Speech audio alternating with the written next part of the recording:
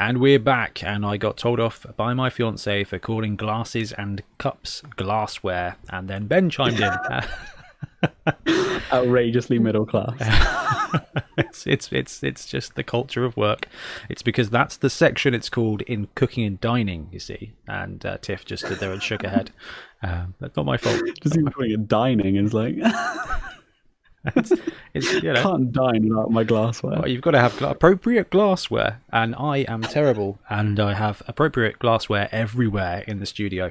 Although it's all cleared now, and that may be why the conversation happened, as my beloved wandered down the stairs with about a year's worth of cups, which is why I've been reduced to my I Heart unpaid overtime mug instead of the Bonehead ones, because they are all in a pile now. Yeah. It's not surprising. It's what happened the other day. Actually, Tiff came to my work because she got a job also working for the same company. So she came to work with one of my assistants for a day to like learn the tricks of the trade. My office naturally looks like my studio. And she was just talking to Lily. She was like, is he always this messy? And Lily's like, I don't know how you effing cope at home. I assume he's exactly the same. And Tiff was like, he's exactly the same. And I'm there and I'm like, my spreadsheets are pristine, but nothing else is, and I'm okay with it. If it could be cleaned up with a delete button, like a delete key. Dude, it's good. Look, if it was meant to be tidy, there would be a sort function. That's yeah. I don't know. Maybe one day I'll make enough money selling glassware to afford a butler, and that'll solve everything. I don't want a butler. If I had a butler, we'd just be playing Blood Bowl all day long. Oh, I'd make a great eccentric billionaire. That would be good, actually. That would be good. I'd be a butler. Oh, man. You could be my sidekick. This would be genius. We could have a Blood Bowl island. We could build the underway. It'd be wicked. Anyway, we're talking about Death Zone because it's out now. Asterix, unless you bought it from a third-party shop that Games Workshop forgot to send it to due to a massive software error. Sad. Sigh face. Hey, at least it's going to come out. At least they're going to be producing more. Unlike Curse City. So yeah, a tick. Got another one on there. Poor Curse City. Anyway, Death Zone is out. Right. Ben, did you I know you haven't seen the book in person, but have you've seen the contents page? Yes. I was very excited with that Warhammer community post. So I've prepared a graphic here for those of you watching on the YouTube, summarizing the rules stuff that's in this book. We've got infamous coaching staff, we've got a bunch of wizards, we've got referees, we've got other inducements, we've got mercenaries, which is a big chunk of rules, we've got giants are back, which is phenomenal, and so good, dude, I'm so excited. We're gonna have to do another episode focused on giants, I think. And anyway, we're not gonna go massively deep into giants because it will last forever, and well, I think giants deserve their own episode. It's only been 6 months since we talked about. Actually, it's been about 18 months since we talked about giants. That was last Christmas, wasn't it? We did the giant competition. Yeah. Oh, so good. Yeah, I agree with you, Ben. It's time for another one. That time, that crazy idea we had where it's like, let's play giants and print out loads of giants, and we never did. Well, we didn't, because Blood Bowl 22 killed the giants off. They got Cursed City. Yeah. So that's yeah. Excuse. Dude, good one. It's time for giants. And now I've got a 3D printer, so it's going to take no time at all. In fact, you know the model that we've got that we haven't printed enough of to start selling yet? You could upscale that to a giant level, I reckon. Definitely could. Oh, and some of the Punga dwarves would make amazing, like fire giants. They would really nicely supplement the other giants we were going to use, those fire giants. Those Chaos Dwarf giants. Use them as slightly small. You good. All right, we're doing this. Getting ahead of ourselves. There's only 4 pages of giants in this book, and we can definitely cover like 15 hours of content. Yeah, absolutely. This needs its own episode.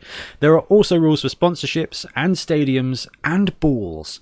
There's also weather tables for all kinds of countries and years, and match events. Now, match events is a really interesting special rule that just kind of appears and chaotic stuff happens. I love it.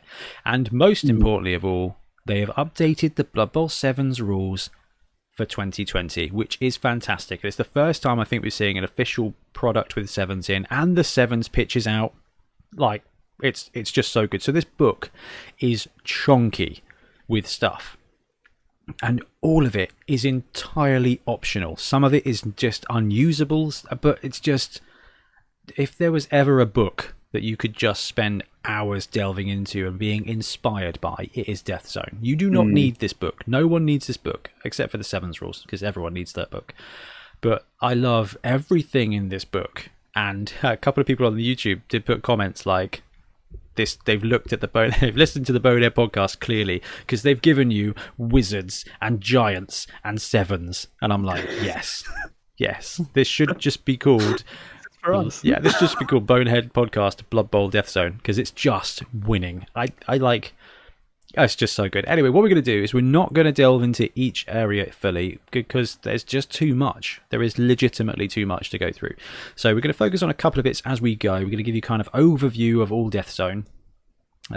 Take a bit of a deep dive into a couple of bits, but you will see videos released independently that take deep dives into certain of these areas, and I have no doubt that Ben and I are going to talk about wizards again and about giants, and we'll probably end up talking about sponsorships in League and how that affects it, because this is stuff that impacts it and is really interesting. Because what a list, man. What's missing from the list, you know? Yeah, I like this. Something that I like about this is every single coach benefits from this equally, really. Like, there's like, it's not, you get a lot of books that come out which are like, you know, 2 teams can get this sort of thing, or you see it a lot in like 40k and Age of Sigmar, where something will be released and it's not really for everyone. There's a lot in there that you can't use, but in here it's just like, do you want more Blood Bowl stuff for like regardless of whatever team you have? Yeah, they've released a Blood Bowl expansion, not a army expansion.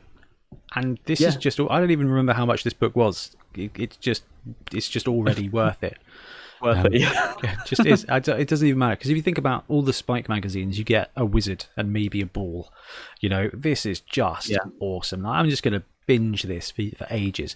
So let's move on. So there's wizards. Wizards are back. There are a bunch of wizards in here. I think all of the ones from the previous spikes are in here. I'm not sure. I can't remember if the new Necro one is in here or not. But there's a couple of new ones as well. So let's go with the High Elf Mage. 150k, available to any team with the Elven Kingdoms League special rule. Now, elves don't actually have a lot in the way of special inducements and star players at the moment, so them getting some extra stuff is pretty good. And it also talks about High Elf Mages, so I think we can be pretty sure that High Elves are going to be seen in Blood Bowl, which is really good. Yeah. So they have 2 spells. They've got Temporal Distortion. You may attempt to move both teams' turn markers forwards or backwards 1 space, effectively causing both teams to gain or lose an extra turn. Both turn markers must move in the same direction. Declare which one you want to do, and then roll a d6. On a 5+, it's successful and it happens. On a 1 to 4, nothing happens. So that's a really interesting one. They've also got Thunderbolt as the other spell, which is on a 3+. It works, and the player being targeted by the Thunderbolt is knocked down, and +1 modifier to either armor or injury. So you can just pick a dude and zap him on a 3+ with Mighty Blow, which is awesome as well. So elves got really good wizards, which makes sense. Temporal Distortion, Ben. What do you think to that? That is really kind of cool. I like that a lot. It's it's not gonna happen that often. Yeah, it's quite an expensive commitment, but absolutely potentially a game changer. Unless you roll it and you get the 5+ and you're really happy, and then you roll a 1 and he turns over. Yeah, 1 into 1. Yeah, classic elf rolling. But I don't know. I think it's really cool. Imagine being like, just where another team, they're like gonna grind you down 2-1, and you just flick it forward. They don't have enough spaces to move.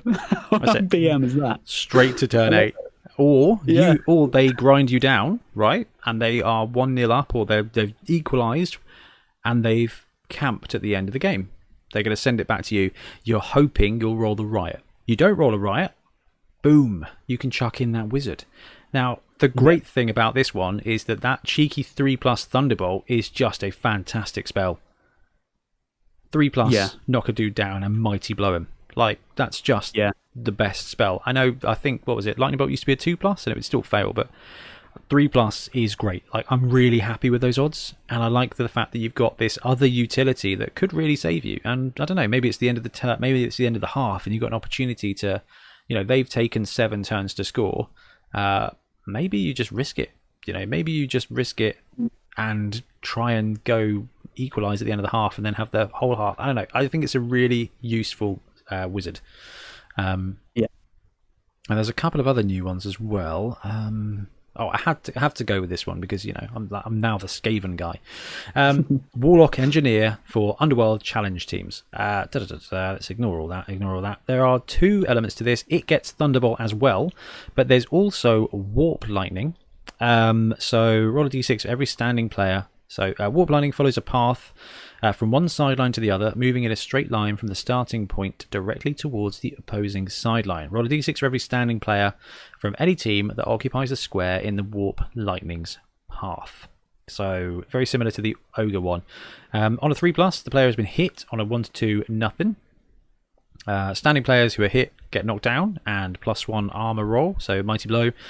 Finally, when a player is knocked down by Warp Lightning, roll a d6. On a 1, the Warp Lightning is earthed through that player. Do not roll to see if any more players are hit. On a 2+, it carries on going.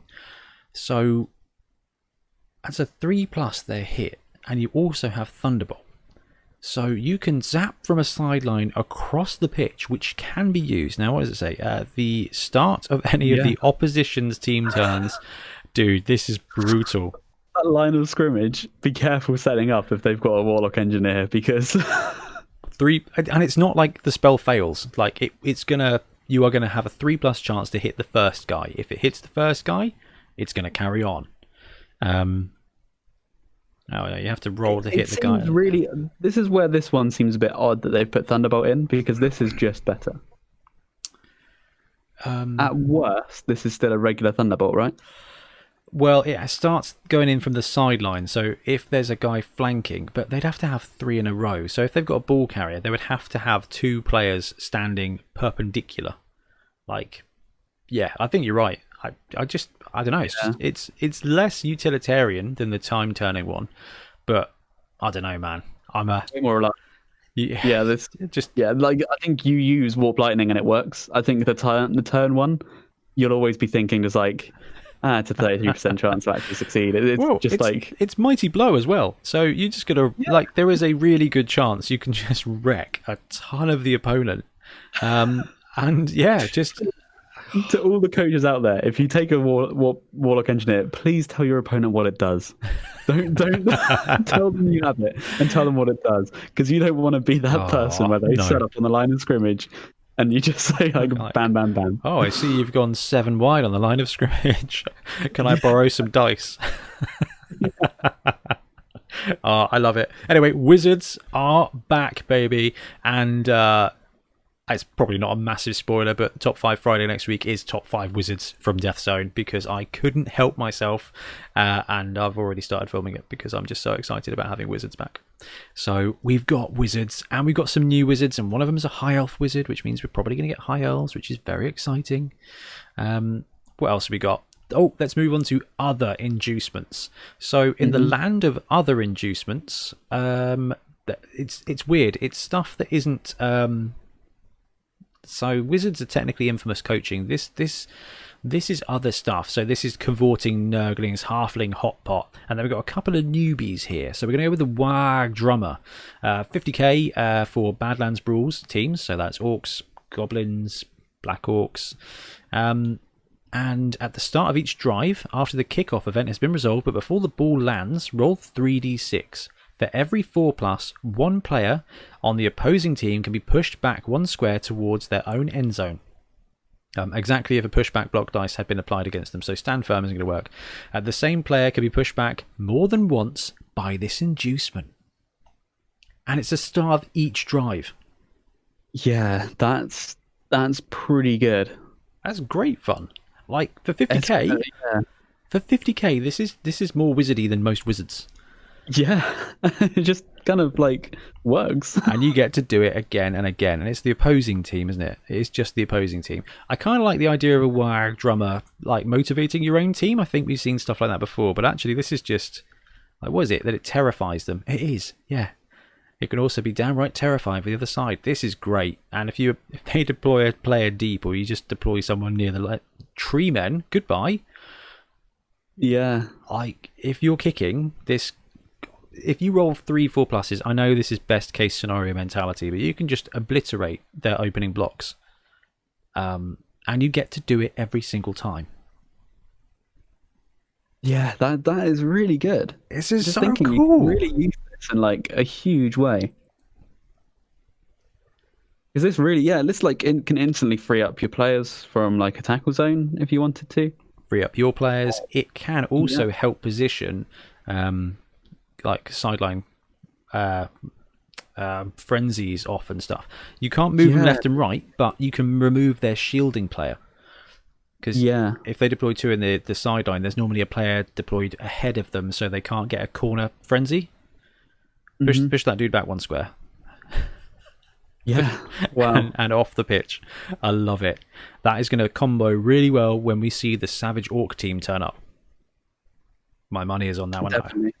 Which is definitely coming. I claimed Squigs, didn't I? I should have claimed Savage Orcs. Because I do think that's coming. Anyway, all right. Well, should we do we'll do the Dwarven Runesmith as well. It's pretty cool. So this is. I wanted to chat with this one because there's something I really don't like about it. Okay, cool. I like this. 50k, Old World Classic, and World's Edge Super League. So during the start of each drive, after step 2 but before step 3, they've done a lot of this in the rulebook, in this book, which is really clarifying when stuff happens, which I kind of like. You can select a single player on your team that is currently on the pitch that does not have loner, and choose one of the following runes to use. On a 4+, the rune takes effect, but you cannot attempt to use the Runesmith again at the start of a drive. On a on a 2 or 3, it doesn't do anything, and on a 1, it does not work, and you can't attempt to use the Runesmith again. All right, so on a all right, you get 1 use out of it basically. On a 1, you don't get to try again. So Rune of Might.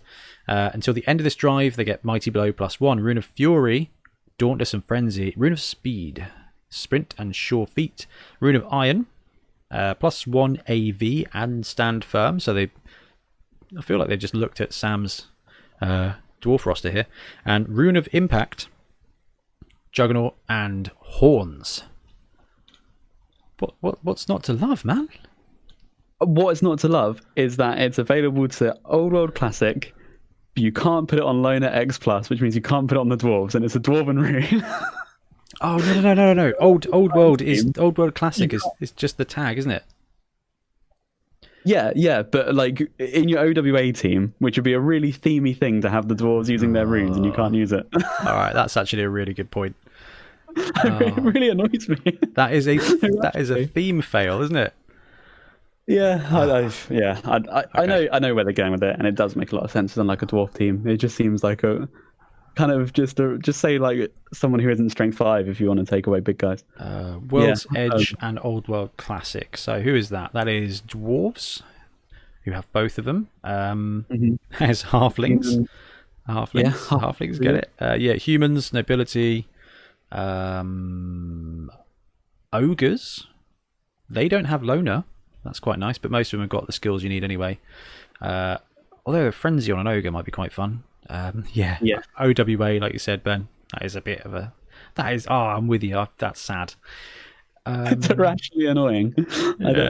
No, I get it. Still, it's quite cool. I like that they're exploring what they can do with this, with the inducements element. And it's all optional, isn't it? The thing I like is that, sure, it's a little bit annoying where it only happens on a 4+, and then you can't use it again. But like, if that's a sacrifice to make it 50k, that's fine. Because inducements, I think we need more cheap ones, and that's cool because you can easily take that 50k, and I probably would. Yeah, I mean, especially if you're a dwarf team. To be honest, do I want a keg or do I want this wizard? I do like that drummer though. I think the drummer is really clever. Yeah.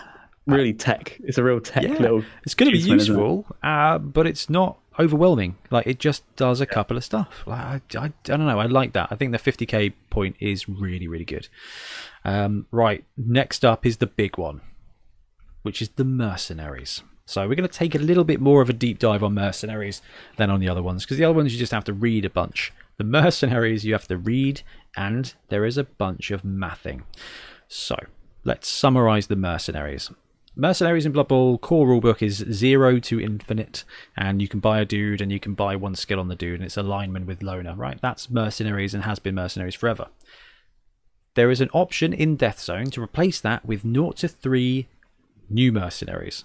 And of that 0 to 3, there are 5 different types, and each of the different types have a cap. So what I thought we might do, Ben, is just quickly talk through each of the 5, just to get like we've spoken about this before, haven't we? Multiple times. So where do we start? Should we do the Bonehead big guy? That's it. Yeah, he's sort of vanilla flavor, isn't he? So Bonehead big guy, you choose one of these guys. So the big guy is 0 to 1, 130k, 4/5, 4+ agility, 5+ passing, armor 9+, bonehead, loner 4+, mighty blow +1, and throw teammate. So you pick one of the types of mercenary, and then you can add skills, you can add stats, and you can add traits. And traits turn them into kind of archetypes. There's like the ball and chain, there's like the chainsaw, and when it comes to big guys, there's like the minotaur upgrade, the troll upgrade, and it's incredibly complicated. So I've done breakdown videos for each type of mercenary because it is so complicated. But there is a kind of reverse way to do it. So you don't worry about picking a big guy or a stunty. You pick one of the archetypes. So within the big guy, there's like 5 different archetypes. There's this guy, there's the troll archetype, there's the minotaur archetype, there's the rat ogre archetype, and then there is the mini morg, which doesn't have a negatrait, but has mighty blow +2, which is pretty sweet. You kind of pick one of those, and then you can add skills or remove stats, because you can remove up to 2 points of a stat for 20k, for 10k each. So you can actually downgrade the cost. So there's a big guy for 130k. There's also a stunty for 30k. And this gets really mathy, which obviously I'm okay with. You know, I like a bit of maths, but when I was going through this stuff, I was like, it's overwhelming, honestly, a little bit. This is really full on. Troll archetype. Here we go. Where's the stunty? Here's the stunty boy. So stunty, 0 to 2 stunty superstars, 30k, 5/2, 3+, 4+, 6+, dodge, loner 4+, right stuff stunty. So you get a 30k loner halfling. You have to get at least one upgrade. So you have to buy a skill. When it comes to the stunties, they get an agility skill for 10k. So it's a 40k one, and you can remove a passing stat, for example, and make it 30k again. Like, you can still do stuff. So you've got big guys, you've got stunties, then you've got legendary linemen, I think, are the next one. Yeah, which is sort of like a human, that isn't it? Here we go. Legendary lineman, 0 to 2, 50k a piece. Yeah, human lineman basically. 6/3, 3+, 4+, 9+, loner 4+. And there's also 2 others, which is a blocker and a can't be bothered to find the graphic for that one. So you get a blocker and you get what's called a ringer, which is basically an elf. Give me 2 secs. I'll grab the stats and reliable ringer, 6/3, 2+, 3+, 8+. There you go. Thank you, Ben. Right. So yeah, that's an interesting one. That's an elf. And blocker. Yeah, go for the blocker. The blocker is 70k, movement 4, strength 4, 4+, 6+, 9+. Brilliant. So black, basically. So you start off with one of the types. So they're all restricted. So I think is it 1 blocker or 2 blockers you can have? I think it's 1. 1. Yeah, 1 blocker, 1 big guy, 2 stunties, 2 linemen, and 1 or 2 of the ringers. 2 ringers. 2 ringers. You can only take 3 overall, so within that they're all restricted. And you start off by picking one. So we've got I don't want to go there. Do you want big guy or stunty, Ben? Which one should we delve into? I think we spoke a lot of the big guy in the previous one. We saw the tease. So let's do Stunty. I think that could be quite fun. Let's go for the Stunty. So there is a ton of different things for the Stunty. The Stunty has 7 archetypes. So we'll just have a quick look. So we're going to bring up the archetypes here for the Stunty Superstar. There is essentially, you change it to Loner 5+, get Dirty Player +1 and Sneaky Git for 50k. You get Loner 5+, Dirty Player +2 and Sneaky Git for +80k. You can take a Bombardier Secret Weapon for 40k. You can take Stab and Secret Weapon for 20k. You can take a Pogo Stick for 50k. And then there is also a Chainsaw and a Ball and Chain. So this kind of fills in for a lot of the missing Goblin stars. Here we go. So Ball and Chain, 60k. You lose dodge, you lose 2 movement, so you go down to movement 3. Ball and Chain, no hands, secret weapon, and you gain +3 strength. So you go to strength 5. The Chainsaw one, plus 40k, lose dodge, chainsaw, no hands, secret weapon. And then this is when it gets really gnarly. So you can have one of these, okay? But on top of having one of those, you get this menu. So I broke this down to do the individual videos, and there's just so many options. So Stunty Superstar can take 1 agility skill for 10k, or can take 2 or more agility skills for 20k each. You can take up to 1 general skill for 40k, but can't take Dirty Player. You can take 1 passing skill for 20k and 1 mutation skill for 30k. Stats, you can increase movement for 30k, increase agility for 40k, increase passing for 30k, armor by 30k, and -1 to any stat for 10k. So 10k.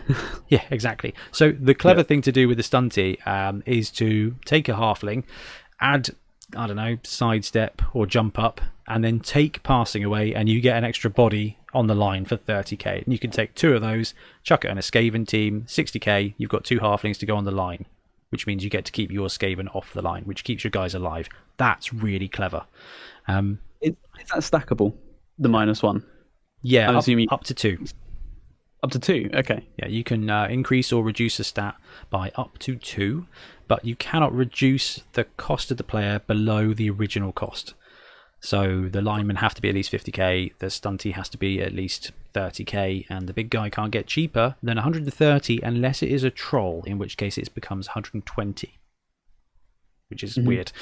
So there are so many different types of mercenaries, and I wanted to talk through it, but I was prepping show notes for today, and I was like, this is just not possible. There's just too many options, because you've got 5 different guys. Each of them has a different menu of stats and skills, and then has between 2 and 7 trait packages, and you can combine them in any way you like. Yeah, I'm not going to lie, Ben. I absolutely love this. This is like so crunchy. I just want to get stuck into finding the best. Which that's one it. And there's definitely going to be an element of that in whatever you go with. So good. So what I did for the videos was break down the original and then go and present the trait packages as the archetypes instead, because I feel like it's easier to work back from that. So if choose one of the traits for the Stunty, Ben. Got loads. Let's go. What, one of the packages? Yeah. I quite like the Dirty Player Sneaky Git one. Dirty Player +1. Dirty Player +1. Here we go. So if you want a Dirty Player +1 Stunty, it's 80k, 5, 2, 3 +, 4 +, 6 +, Dodge, Loner 5 +, Stunty, Dirty Player +1, and Sneaky Git. That is the base stats. Then you can reduce some stats, you can add some stats, you can add a skill, whatever. I think the best thing to do here with the Dirty Player +1 player, lose 2 passing. Save yourself 20k, 60k for a halfling with stompy boots and Sneaky Git, basically. That is a pretty... that's really sweet. Yeah, I think it's awesome. Yeah, you're going to get a lot of use out of that. I like a human team, I think, could easily take that and have a good time. These are available to almost any team. Now, the difficulty and the complicated bit is some of the trait packages and some of the upgrades are only available to some teams. So, Dirty Player +1 is Badlands, Brawls, Favoured, Halfling Thimble Cup, Lustria, Old World, and Underworld. So basically almost all teams except elves, which is fine. And that's another element that was like, hang about, what now? This one can take this one can't take this one, and there's a difference between Dirty Player +2 and Dirty Player +1, like with the teams that can take them, and it's just incredibly full on. But yeah, I did come up with this one, Ben. You take a stunty superstar, okay, 30k. You drop its passing down twice to 10k. Now you've got to have a minimum cost of 30k. Passing skills are 20k. So you drop its passing down to 6+ for -20. Take a passing skill that is 20k. Ben, can you recommend a good passing skill for 20k? Leader? Exactly right.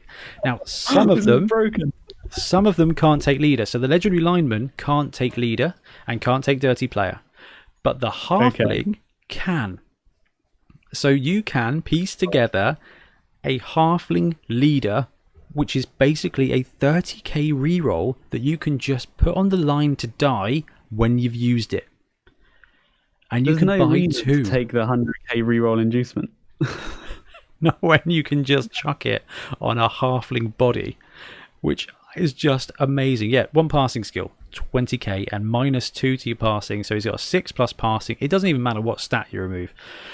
You just get a halfling with a reroll for 30k. You use That's probably worth a homebrew.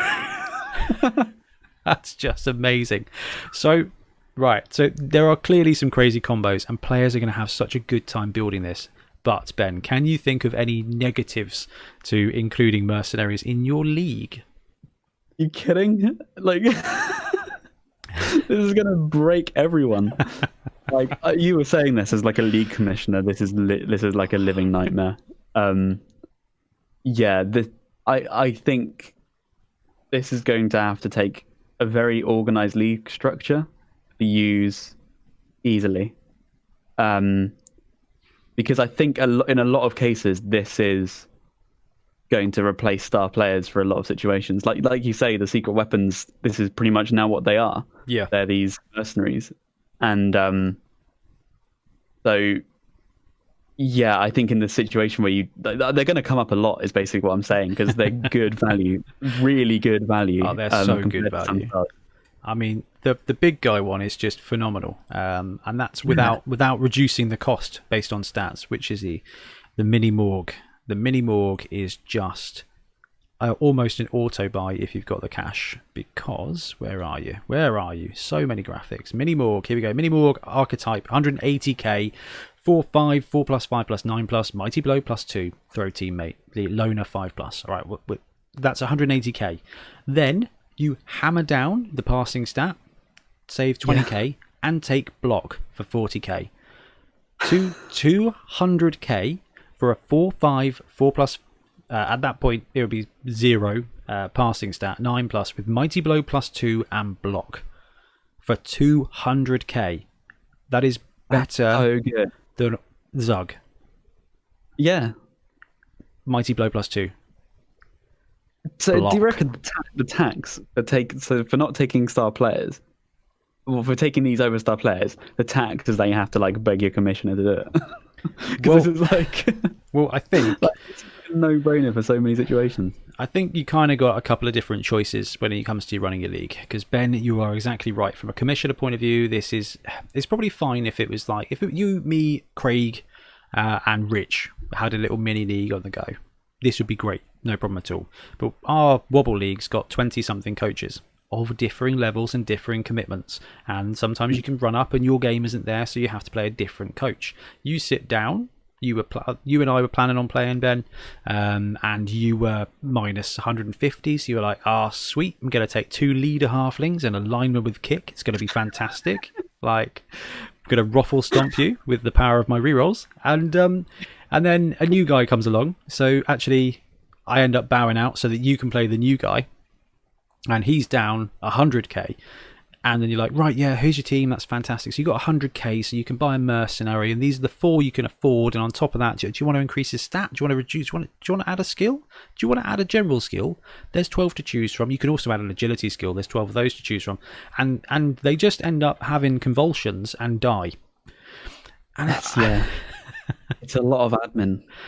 I think prepping for games, it's quite cool. It adds a really amazing constructed element, like a really amazing list building constructed element. And I think the best way I reckon to do it, and I'd love your thoughts on this one, BT, before the season starts or just during the season, you can create one per coach. You brew up a famous local star, and he is available for everybody. And that is cool. You can vote them in or vote them out. Like, you could create this guy and everyone's like, actually, that's too powered. That's not fluffy. That's just gamesmanship. Get out, 30k leader. That makes no sense at all. And you're like, yeah, fair enough.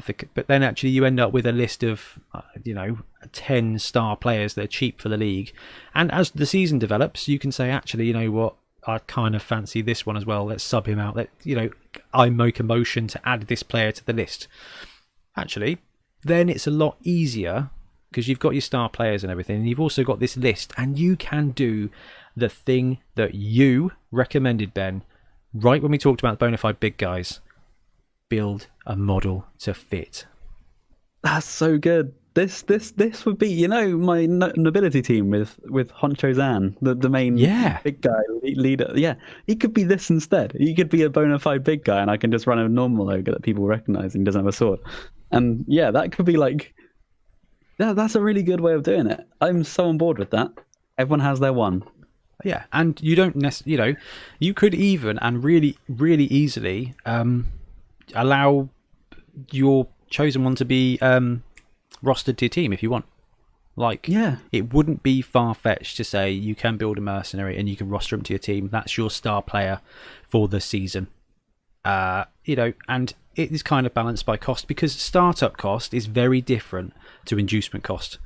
If you need to fit a 200k block Mighty Blow +2 player into your roster, you're going to be giving up other stuff, including rerolls. Yeah. Balancing factor. If you're down 250k, there is no reason not to take a mini Morg with block and a leader halfling. Just literally, what? Griff is never going to see the pitch again except by Ian Triplo. Move over Grack and Crumbleberry. Yeah, Grack and Crumbleberry. Then we've got Mini Morg and Brain. It's going to look like Master Blaster from Mad Max. It's just this hench dude, and it's Pinky and the Brain, but on the Blood Bowl pitch. And yeah, I feel like there's some designs that are great and clever, and there's some designs that are just literally broken. And I doing these videos, I was working through and I was like, oh, that's really cool. Actually, you can reduce passing by 20, which means you get 20k basic skill to give him. And actually, block is 200k for block Mighty Blow +2. Yeah, loan of 5+ is a bit rubbish, but you're rolling 2 dice and you've got block all the time. And when you block them down, it's +2. There's just a lot of combos. And you can sacrifice. It's so exciting. Yeah. I wonder how Blood Bowl 3 is going. It's probably just not going to have these, right? And this is exactly what I mean. This is never going to see Fun Bowl. And if it does, it will only be from a pre-generated list. And I think if you're going to run a league and you want to have mercenaries, just allow every player to design one mercenary at the beginning of the league. Have a model painted for the league. And if you're playing on Club Night, the first person to take him gets to use that model. I think that's probably the best way to get these in. I do think they're awesome, but there is a danger zone element here. And I don't know, Ben, tournaments, what do you reckon? I think this will be a good way to do themed tournaments. So when we had the Albion one with the Fen Beast, I think this would be a good alternative to that. So you can be like, for this tournament, these are the mercenaries you can pick from. Oh, that's amazing. Oh, I love that. And that's actually what the section in the book says. It's like, you can use this to design your own star players. You actually can. And I think they end up being more strict. See, the difficulty with the star players in Blood Bowl is that they've normally got one skill that they don't need to keep the cost up.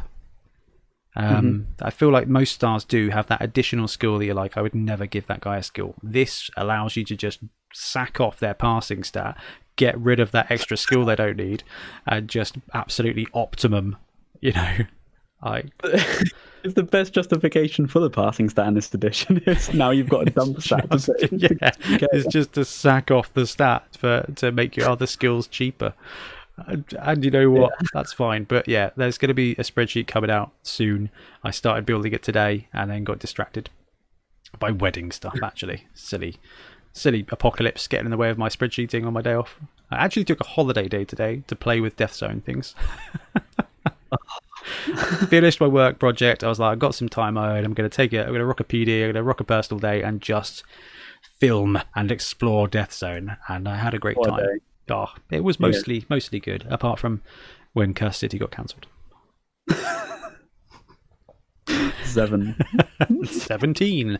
So that's Mercenaries. The next thing to mention is Giants. Yeah. Giants went down 50k, but basically work the same way as they did before. That's cool. We hadn't had too much experience with them. Like they came sort of the end of the old edition, and talk. Yeah, we didn't get to see them much. So nah, I had to go. They were great. You did. I definitely. In one game, I used a giant against Dan from Club's massive mega orc team with my 3100 EV. yeah, I won 3-0 with the Browntown Steamers, my Underworld team, before they had gutter runners.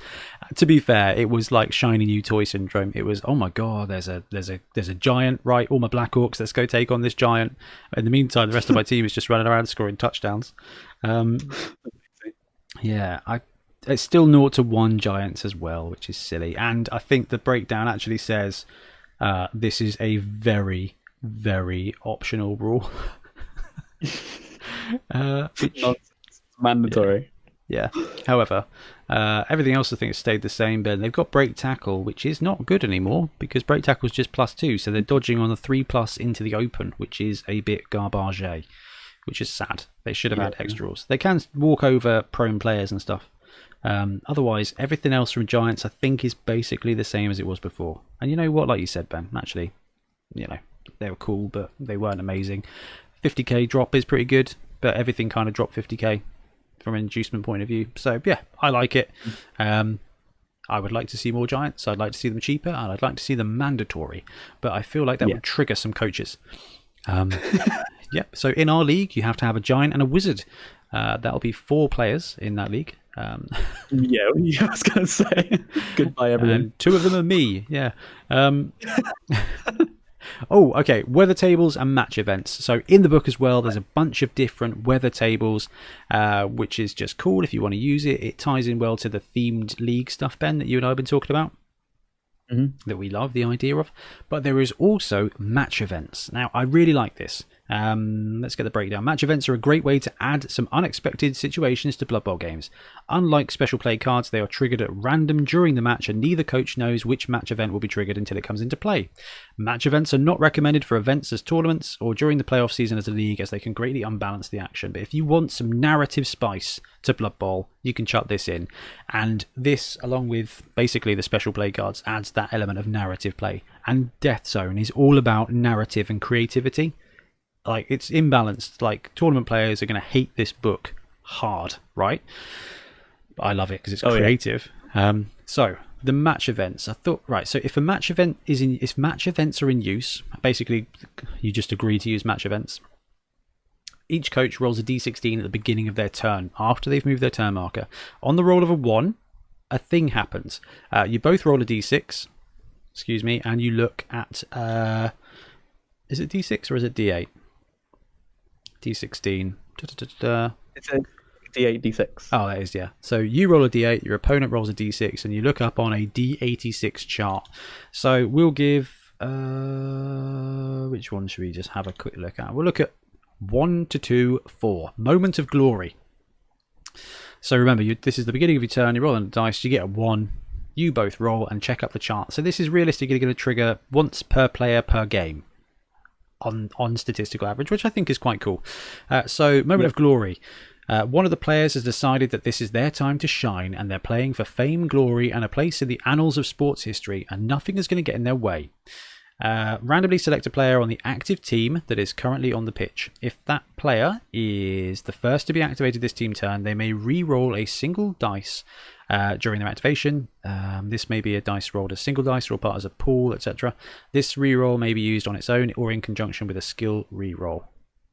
Or in conjunction with team rerolls, blah blah blah. Basically, it's just like a moment of glory. So that turn, that guy gets to re-roll a thing. There's loads of cool stuff. There's pop, the ball bursts. There's dodgy trapdoors. There's magical stuff. There's demons. Gonna be. There's so much stuff here, and it's all for the flavor. And again, this is what I like, is because this is just something you can do. You can just be like, do you want to do it? Go for it. And you don't have to have like the deck of special play cards or something, which can often just like, break it. I think it's cool just to be like, let's just roll. Let's just see what happens. So we're going to be filming our league soon. We're going to do a 7 series and an 11 series. I would be tempted to just chuck this in for a little bit of extra narrative spice. It's not, I think we should. It's not massive. It could just be quite entertaining. And that's what this book gives you. You've got pitches, you've got balls, you've got wizards. Like wizards you have to buy, but pitches and balls, weather table, match events, they're all just free stuff that you can add to the game. And then there are mercenaries, which are designed to murder TOs from the inside out, which I think is also really fun. And commissioners, poor commissioners. Right. What else is on the list? Oh, yeah. Blood Bowl 7s. So, already done a video for this, and it's already out because I couldn't wait, basically. As soon as I got the rules ready to go, I was like, I've got to get this out because it is 7s. We love 7s, and we now have official 7s rules. Not a lot has changed, Ben, which is magic. So, brief summary of the changes of 7s. The kickoff situation got a little bit hazy. The NAF document had a really good kind of breakdown. It'd been play tested, and kind of the way the NAF does stuff is they take a while to do stuff, but when they do it really thoroughly. Games Workshop feel like other way around, perhaps. So, key changes. Kickoff roll is just 1d6. Used to be 2d6 and a d8, take the lowest. Did you do that with your camera? Yeah, sorry, okay, I clicked the button. No. You looked surprised for a second when you just shrunk. I was like, hey, it's a stunty superstar. Ben rolled on the Magic Events table. So kickoff roll is now 1d6 rather than 2d6. Might see more touchbacks, but also what that does do is make kick less overpowered in 7s. Yeah, which makes me sad because I love kick. I love kick too, but it makes kick better, but it means that you're not always going to be putting the ball exactly where you want it, which I think competitive wise is good. Touchbacks and line of scrimmage, this is clear as mud. It's not really clear as mud, it's just weird. So technically, as it is written in 7s, you have got the no man's land, which is the 6 squares in between your 2 lines of scrimmage. Historically, the ball can land there just fine, and it's not a touchback. So you can go for cheeky onside kicks where you kick it right in front of your line of scrimmage, and it makes it quite exciting. I think it's really good. I think it's really an exciting element. They haven't put that rule in there. So at the moment, the ball is a touchback if it goes outside of your opponent's half. So if you kick it into the middle, but it is this side of the half, but still in the mid-range zone, that is a touchback. And the line of scrimmage isn't really cleared up either from a point of view of, there's a couple of things here. On the ball, currently allows you to move as long as you stay inside your own half. That's going to be a problem in 7s. And the reason that's going to be a problem in 7s is because the line of scrimmages are offset. The pitch is shorter. So you've got 13 squares from your line of scrimmage to the goal line. If you get to move 3 squares forward, you only have 10 squares. And let me tell you, as a Skaven player, I am incredibly happy about that. Yeah. Because that's one go for it. And you've got a touchdown. It's pretty brutal. And it seems a bit odd as well. Like the official pitch doesn't have a clear line of script. Like it's clear what the center is, and because it folds in half, it's probably going to be the fold line. But I feel like if the rules were written around it being the half, something clearer would have been indicated there. There would be a halfway line. Yeah, I'm with you on that one. Also, because the kickoff table mirrors Blood Bowl 2020 in every way except it's the the turns for the riot has changed. So instead of being turn 6, 7, 8, it's turn 4, 5, 6. That makes sense. And where it would normally be like D6 plus 1 players do this, it's now D3 plus 1 players, which makes sense. So for a blitz, it's D3 plus 1 players rather than D6 plus 1. Makes sense. But high kick is still a result. So if the ball is high kicked and lands in your half, but beyond your line of scrimmage, you can again just put a gutter runner or something there to catch the ball, and you just get free movement.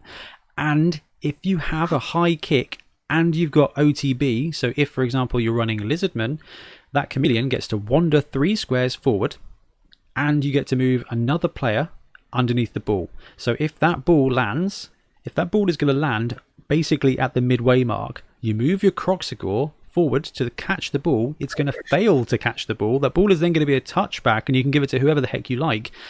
And your Crocs and your Chameleon Skink are then at the midway point. Yeah, that's interesting. The NAF rules cleared this up beautifully. They just said you can't move past your line of scrimmage, and if the ball lands in the mid zone, it's free play. I feel like if the ball anywhere but your line, beyond your line of scrimmage. Yeah. I feel like that's a really clean way to adjust it, and I'm a bit disappointed it wasn't in the rules, but because now we're going to end up with that middle ground. Do you remember the first time you did play Sewer Bowl 7's 1, didn't you? Yep. There was that big hoo-ha because the older NAF players and the people who just read it were like, well, that's a touchback. That's not a touchback. It's not in my half. Yeah, but it's in the neutrals. It was like a genuine thing. We're going to have it again now, where it's going to be like, is it a touchback? Is it not a touchback? And quite frankly, if it stays like this with OTB is going to be the new kick, because 3 free squares forward, just give it to a Minotaur, whatever. Give it to any player on the ball. Move. You just start 3 squares closer. Dwarf Slayers are going to have on the ball because actually, LOL, quick frenzy blitz. Yeah, why not? Wow. It's incredible. Beast of Nurgle with OTB on the kickoff. They wander forward and then they are just a single walk into contact with multiple players. It's interesting and bad. This is my theory for what happen is there'll be an FAQ and Games Workshop will say, consider your half to be up to your line of scrimmage. And so you have your half, the opponent's half, and then also the half in between. Yeah, I think so. So those are my recommendations for that. The injury and apothecaries change up a bit. Apothecary works on a 4+ basically if they're injured. And the injury chart, instead of rolling breaking armor, then rolling badly hurt, then rolling on the the casualty table, it's now just a single 2d6 roll. 2 to 7 stun, 8, 9 knockout, 10 badly hurt, 11 miss next game, 12 dead. Mm-hmm. Makes sense. Nice and quick. I think I really like the standard casualty table. I think it adds a lot of flavour. But I do get it. It's not saying that the player is dead. It's just that it's an amateur pro league, and if they break their leg, they're cut from the team. It makes sense in that regard. Inducements. They've changed the prices of a lot of inducements. Things are different now. So building the team has stayed the same, with the exception of apothecaries are now 80k. Coaches and cheerleaders are now 20k a piece, and inducement wise they've gone up to 30, and the reroll is now 150k team training for inducements, which is fine because as we've seen, you can just take 2 halflings for 30k a piece with leader. They are in there. Mercenaries are in there, and player advancements have been really simplified as well when it comes to 7s. So basically, after your match, you get 2 choices. You can choose a player to get a random general, or you can roll randomly to roll a random secondary. It's interesting. Okay, so it's a bit different. It's kind of like skips a tier. Yeah. Now, 7s is a tricky one. So the rules as they are in this book is really high narrative. This is Blood Bowl is built and designed by Games Workshop to be a narrative game, and you're not playing competitively, you are playing a story. And they are not fussed about balance, ever. And to be honest with you, because Blood Bowl was curated by the NAF for 20 years, it has been primarily a competitive format. in a way, it's like I play to win and this is my optimal build. There's just that element of games, so it does clash. And Sevens, where it was a quick play format that allowed a lot of repetition, became a fantastic resurrection format, and it still is, don't worry. But everything here is for League. Player advancements, inducements, injuries, it's all League. The only thing that's changed for a resurrection format is the rulings around touchbacks. That's basically it. Otherwise, 7 stays the same. 600k, 0 to 4 positionals. Everything else stays the same. But if you want to run a league, you can run it, and it's like Blood Bowl Light. So it's going to be really useful for new players joining. It just means if you're running a 7s tournament, like we are next year, you've got to make sure the rules are really clear. And actually, we're not far off. And it's just a couple of tweaks for Blood Bowl 7s, and you can play... I don't know, Ben. I still think the way we did 7 Super Series the first time round is the best way to play 7s. Yeah, that was so much fun. Yeah, that's what 7s is, isn't it? It's just fun. Yeah, like casual fun. And you get it's a quick way to try out some new skills. Yeah, and Blood Bowl 7's in the rulebook. I like it. 7s is here. The pitch is here. Actually, just brew up a rule set like we're going to be doing for kind of halfway. This is heavy League. You can play full Resurrection. 7 Super Series format is halfway in between that. It's Resurrection with incremental growth that maintains balance roughly. You get your story, but each game is independent. And I really like the way we did that. And I think it's still the best way, and the rules support it.